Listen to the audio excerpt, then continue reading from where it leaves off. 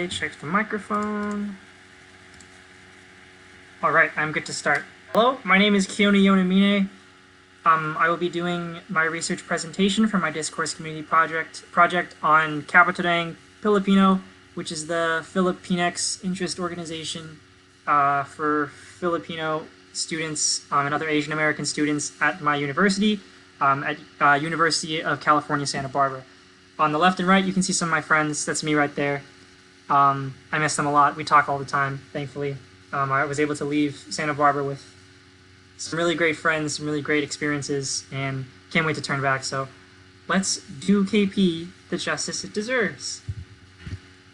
All right, so like I said, Kapatirang Filipino is often shorthandedly called KP, which I'll use for the rest of this presentation for brevity's sake.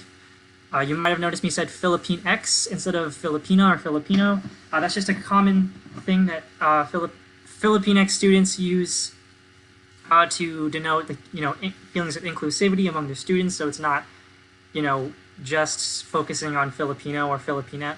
Filipina is that has gender biases within the culture.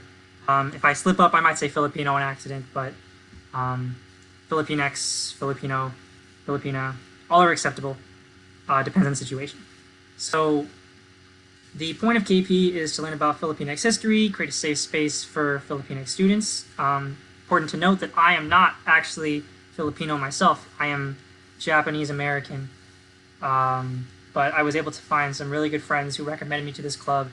Growing up, I had a very the only strong identity I had mostly was centered around being Asian American or American at that. So a lot of my friends growing up too who were Filipino and I grew up and I ended up going to college with, they invited me to the club and I felt like it was a really welcoming and safe space for me to stay. And that's where I've spent most of my college social experience. We communicate a lot through the KPUCSB Facebook page. On the Instagram is where we keep people updated for events. This is the website we use to show to other clubs. I put the email here specifically to take note of CORE, which is their student leadership program. I am part of their CORE as well. I am their public relations officer, which means that I'm in charge of reaching out to other organizations on campus, being in charge of social media, keeping that bridge between the student leadership of CORE and also with the general members of the organization. Something that we say a lot is Isang Baksak, which is Tagalog for one fall, but figuratively and culturally, it's taken on the meaning of one fall, we all fall. It's a term, or a phrase I should say rather, that creates the sense of togetherness and community, especially within KP. The smaller picture, bigger picture, KPUCSB is one of the API orgs on UCSB's campus. Others include VSA, which is the Vietnamese Club, CASA, the Korean American Club, NSU, Japanese Student Union. KP is one of the many Filipinx organizations around the country.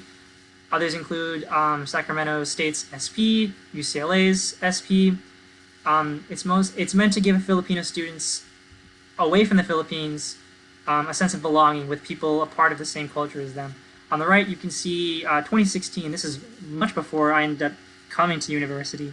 Friendship Games it's sort of like a field day if you've ever been to field day in elementary school.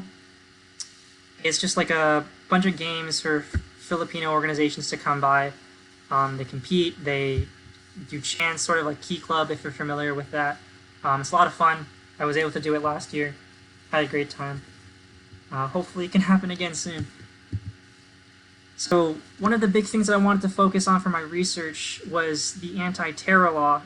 Just a couple months ago, it was a bill before it was signed, recently signed by President of the Philippines, President Duterte. Duterte has been noted heavily for his authoritative style. His war on drugs that began in his inauguration of June 2016, only 6 months into it, about 8,000 Filipino and Filipinx people ended up dying to this war on drugs. It's this new legislation that creates anti-terrorism council, spearheaded by Duterte as well.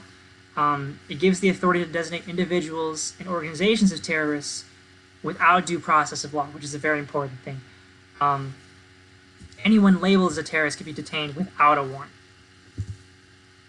So it's been commonly said like hashtag junk terror law within, my Filipino peers, my Filipinx peers. This was an RSVP to join, shared on Instagram, as you can see, to join an online forum and rally. Part of my job as public relations officer is to share things like this. I was able to share this, and a lot of our members were able to join this. Things like this, with quarantine going on, with the inability to meet in person, it's things like this that I'm really glad to see, especially having such a large hand in social media. Ooh, excuse me. Sorry about that if you heard that. I'll mute my phone. But yeah, sharing media posts that'll raise awareness, create seminars, Zoom calls, discuss the implications of what things are in your culture is very important. Sharing a safe space to talk about, the feelings that you have, the insights, the thoughts that you want to give. But what's really important that I found in my research is that something like the anti-terror law is not all black and white.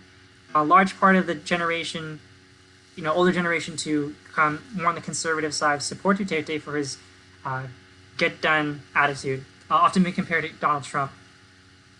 President Duterte was someone who set up a lot of infrastructure, set up a lot of public works. A lot of the presidents before him were noted most by what they didn't do. So when Duterte came in and he said, I'm going to create this war on drugs, I'm going to create this war on drugs, I'm going to put a stop to this. There's a lot of violence involved, there's a lot of unnecessary collateral damage, there's a lot of deaths involved. But like I said, if you look more into it, it's great. Everything's great, especially with politics. The importance to know that from a Western American standpoint, it can be seen as a very deliberate hindrance on free speech and self-expression. President Duterte's war on drugs has already led to several thousand deaths without due process subject to the police's force's power. The police force are the ones who are able to decide what constitutes an act of terrorism and what doesn't. What the problem here is that,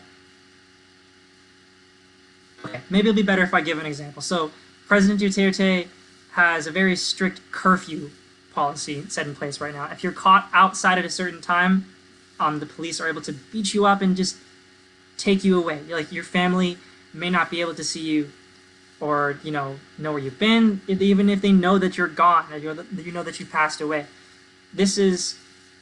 You always have to keep in mind the Western biases that you have, but you also should know that when injustice takes place. As I said, not all Filipino Americans disagree with this. President Duterte went on to quote saying that for law-abiding citizens of this country, I'm addressing you all with certainty. Do not be afraid if you are not a terrorist. The problem herein lies that it's possible that, an act of terrorism is not really an act of terrorism, or, when it's so subjective like this and it's up to a council, it is almost the sense of an oligarchy, if you know what that is. It's just like a circle of people who create all the rules. It's not a dictatorship, but it's also not a democracy. So in conclusion, if you're familiar with the Martin Luther King Jr. quote, "Injustice anywhere is a threat to justice everywhere," I obviously have my own biases. I obviously think that, this inability for this freedom of expression and this possibility of, death or harm to one and their family is hard, but you also have to understand just the different culture, just the different history of the presidents before him and why President Duterte has the support that he does. Also, understand that any unnecessary loss of life is never something to be celebrated. Here's why we're excited. Thank you for listening. Go UCSB. I love UCSB.